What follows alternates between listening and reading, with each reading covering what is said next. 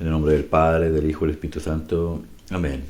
Buenos días, buenas tardes, buenas noches, dependiendo de donde quiera que se encuentre. Bienvenido a un programa Yo Creo en la Palabra de Dios, nuevamente para seguir estudiando el Evangelio del día de hoy. Pero antes de ir ahí, pidamos al Espíritu Santo que sea el quien guíe y dirija la obra que Jesús nos ha encomendado. Ven, Espíritu Santo, divino Creador, verdadera fuente de luz, verdadera fuente de sabiduría. Derrama mi intelecto, tu una luz y disipa de mí la oscuridad que me cubre, la de mi pecado y la de mi ignorancia. Y conceda una mente penetrante para comprender, una memoria repentiva, un método fácil de aprendizaje.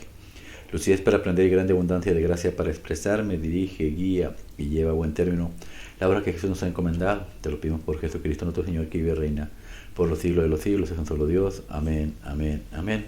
Padre Jesucristo, Señor mío, Dios Todopoderoso, purifica nuestra mente, nuestro corazón y bendice nuestros labios para comprender primeramente nosotros lo que nos va a enseñar el día de hoy y así proclamar digna y rectamente las buenas nuevas del Evangelio.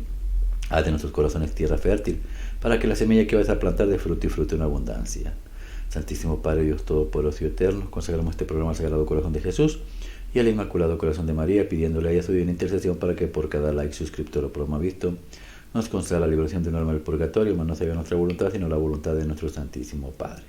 Santísima Madre María, Señora mía, consagramos en tu Inmaculado Corazón los ojos, oídos, lengua y corazón.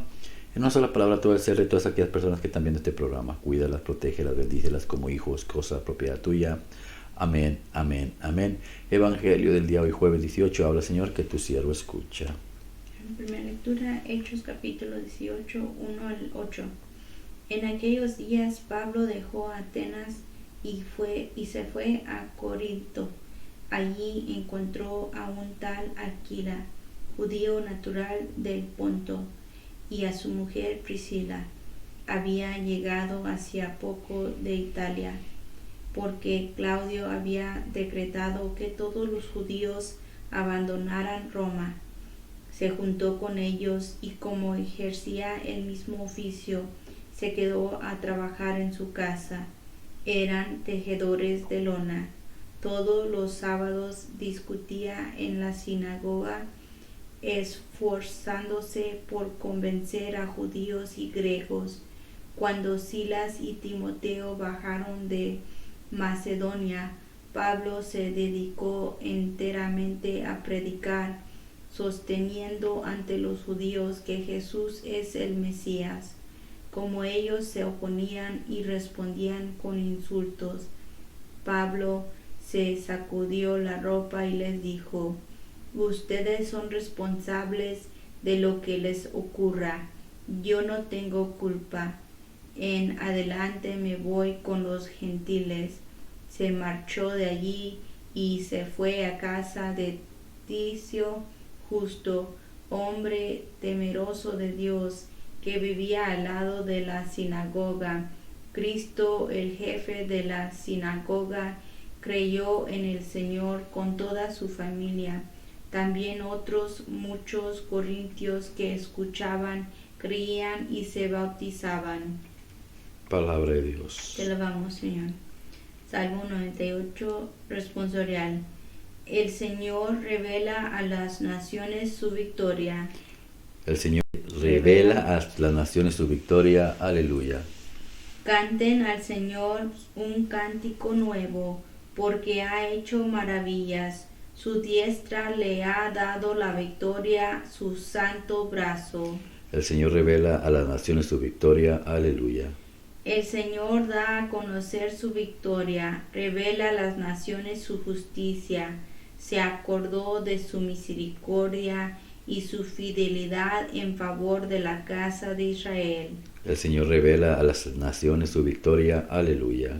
Los confines de la tierra han contemplado la victoria de nuestro Dios.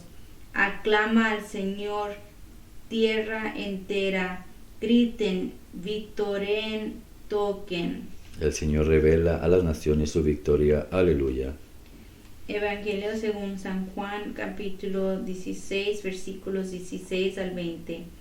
En aquel tiempo dijo Jesús a sus discípulos: dentro de poco ya no me verán, pero poco más tarde me volverán a ver.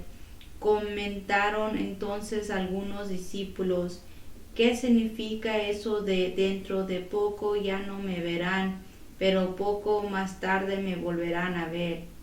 Y eso de me voy con el Padre. Y se preguntaban, ¿qué significa ese poco? No entendemos lo que dice. Comprendió Jesús que querían preguntarle y les dijo, ¿están discutiendo de eso que les he dicho? Dentro de poco ya no me verán, pero poco más tarde me volverán a ver. Pues sí, les aseguro que llorarán y se lamentarán ustedes, mientras el mundo estará alegre. Ustedes estarán tristes, pero su tristeza se convertirá en alegría. Palabra de Dios. Gloria a ti, Señor Jesús. El Señor revela a las naciones su victoria. Aleluya. ¿Y cuál es la victoria? El Salmo pues, nos lo dice, ¿no? Llevar su palabra a los confines del mundo, llevar la liberación a todos los pueblos, llevar la salvación y liberarnos de lo que es el pecado y regresarnos al cielo donde nos pertenecemos nosotros, donde hemos venido, regresar allá. Pero para llevar a cabo esa obra tiene que pasar lo que está haciendo el apóstol Pablo en Hechos de los Apóstoles, yendo a predicar por todas partes del mundo, porque no es tan fácil sentarse aquí y pareciera fácil, pero al igual que en aquel tiempo en Pablo, hay mucha gente que no quieren nada de Dios y tenemos que ir a ellos. El trabajo de todo católico cristiano es evangelizar a todas personas. Y si la persistencia de la persona no quiere recibir a Cristo, pues entonces hacer lo que Pablo, no nos hacemos culpables o no es la culpa de nosotros de lo que venga. Dice Pablo, la sangre caiga sobre ustedes, su propia sangre caiga sobre ustedes. Entonces nosotros cumplimos con predicarles, ya acabamos nuestro trabajo, ahora vamos a otra persona.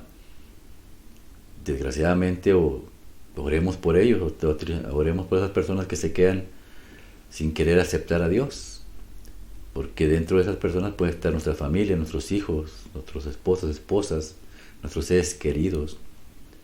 Entonces persistir, orar y rezar. Jesús dice en el Evangelio, un poquito más y no me verán, otro poquito más y me verán. Parecía un trabalenguas, pero Jesús se está refiriendo en aquel tiempo, pues va a ser entregado, crucificado, muerto y crucificado. Se van a llenar de tristeza porque ya no lo van a tener, y después pues se van a llenar de alegría porque va a resucitar un poco sí y después otro poco. A eso es a lo que se refiere Jesús en esa lectura, pero también nos enseña algo. Jesús tuvo que venir a confirmar, después de resucitar, confirmar. ¿Para qué? La gente ya estaba perdida, la gente ya no quería nada de Cristo, pensaban que todo esto era pura mentira, y Jesús tuvo que resucitar, venir al pueblo, presentarse entre ellos, para que ellos tomaran la decisión de seguirlo o no seguirlo. ¿Y por qué se presenta ante tantas personas? Para que usted y yo veamos que es real, para cuando le vayan a predicar a usted la palabra, vea que esto es real, que esto no es mentira, que Cristo existe, que Cristo es verdad, y que Cristo vino, Dios vino como ser humano hace 2000 años, y que Dios está todavía enfrente de nosotros esperando que tomemos la decisión de seguirlo o de no seguirlo. ¿Qué más podemos aprender? Un poquito me verán, otro poquito no me verán. Aprendemos demasiadas cosas porque es una manera de evangelizar de Jesús, siempre lo ha hecho así. La confirmación es el paso decisivo después de que usted se bautiza. La confirmación es donde usted decide seguir a Cristo o no. Y si decide seguir a Cristo, entonces usted le tendrá que hacer lo mismo que Pablo, predicar la palabra, y así es lo que estamos haciendo nosotros, predicar la palabra. Son los sacramentos. Cristo tenía que confirmar porque Él es el obispo, Él es el sacerdote, el sumo sacerdote. Después le dejó al cargo a Pedro como obispo, a Santiago como obispo, y ellos impusieron las manos a los demás, y así se fue. Y ahora en la actualidad los obispos nos imponen las manos a nosotros, y nosotros tenemos la obligación de ¿qué? De ir a predicar, porque hemos recibido un espíritu fuerte, espíritu de amor, que es el Espíritu Santo. A través de los años Jesús ha enseñado que se va un poco, regresa y luego se vuelve a ir y vuelve a regresar, porque es una etapa de crecimiento. Por ejemplo, no vamos a ir hasta Génesis, vayamos a Noé, digamos, en el tiempo de Noé. El tiempo de Noé, Dios toma a Noé y el mundo estaba como en este momento está, perdido completamente. ¿Y qué es lo que hace Dios? Una orden a Noé: haz una barca. Y la barca representa ¿a quién? A Jesús.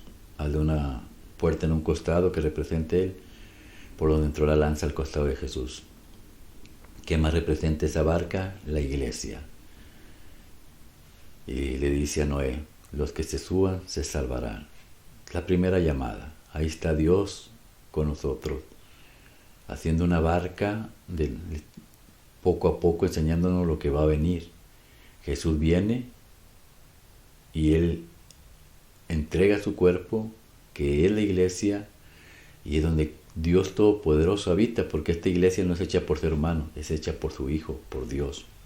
Y tiene una puerta, el costado, al igual que la barca. Es Cristo mismo. Después pareciera que el tiempo pasa y Dios se separa de nosotros. Pareciera ser que nos pone a prueba a ver qué vamos a hacer. Y después viene Abraham. Ya tenemos la iglesia, que es Cristo. Entonces trae a Abraham. Y Abraham representa al Padre, el Padre de la fe. Nosotros tenemos un Padre, Jesús. Y Él viene a enseñarnos también la fe. Y Dios le promete a Abraham un pueblo. Jesús también va a tener su pueblo. Y después pareciera que pasa el tiempo, un poquito más. Hoy no me verán. Y después me verán otra vez, dice Jesús. Y aparece con Jacob. ¿Y Jacob qué hace? 12 tribus que representan el pueblo de Dios. Entonces ya tenemos la iglesia, tenemos una fe y tenemos un pueblo que cree en una fe. Cristo es nuestra iglesia, Cristo es nuestro Padre de la fe, y Cristo también, al igual que Jacob, hizo un pueblo. Jesús tomó a 12 discípulos que después se convertirían los que formarían su iglesia. Jesús, cabeza de la iglesia, nosotros, piedras vivas que formamos la iglesia, el templo, y hasta el pueblo también. Después otro poquito se va, no me verán, y después me verán. Y viene el tiempo de Moisés, y Moisés nos da la liberación. ¿Cómo nos la dio? Por medio de un cordero. Rocíen las piedras de sangre. Nosotros somos las piedras y somos rociados con la sangre. ¿Cómo? En la Santa Eucaristía. Y también se nos da de comer un cordero. Somos liberados. ¿Y qué más recibió Noé? Pues la presencia viva de Dios, en el día con nube, en la noche con fuego.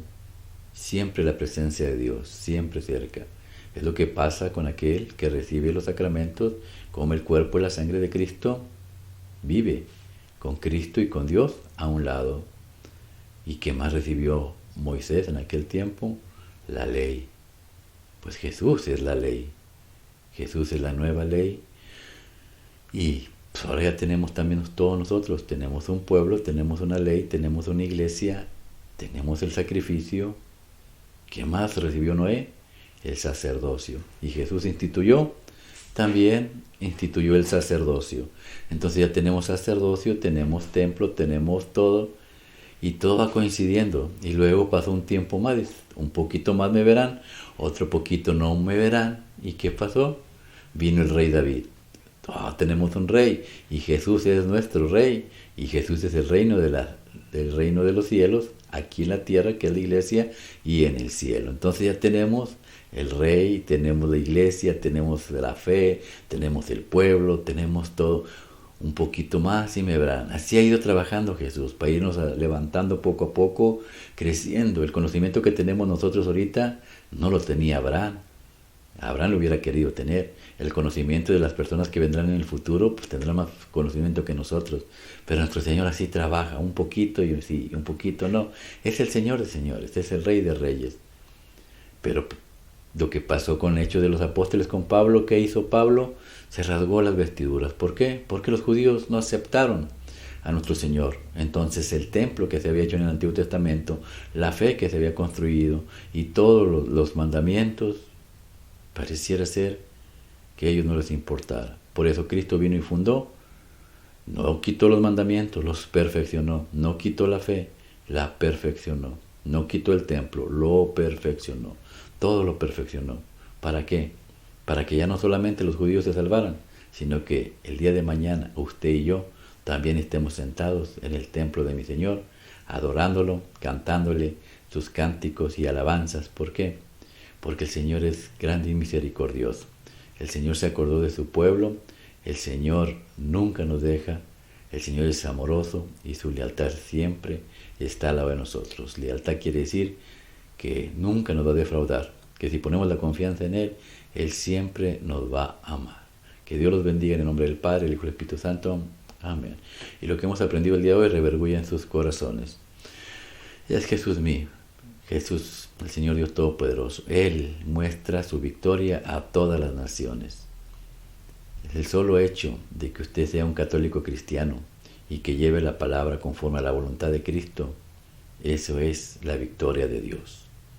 Usted le da la victoria a Dios o usted se la niega. Esa voluntad es suya, porque Cristo no nos va a obligar a nada. Cristo nos deja a nuestra voluntad propia. Pero creemos firmemente en Dios, que si usted está viendo este programa no es casualidad, es porque Dios tocó su corazón y usted es parte de la victoria de Dios, usted, su esposa y sus hijos. Y si ellos aún no se han convertido, no se apure, se convertirán, porque habemos muchos orando y rezando por ellos. Que Dios los bendiga en el nombre del Padre, del Hijo y del Espíritu Santo. Amén.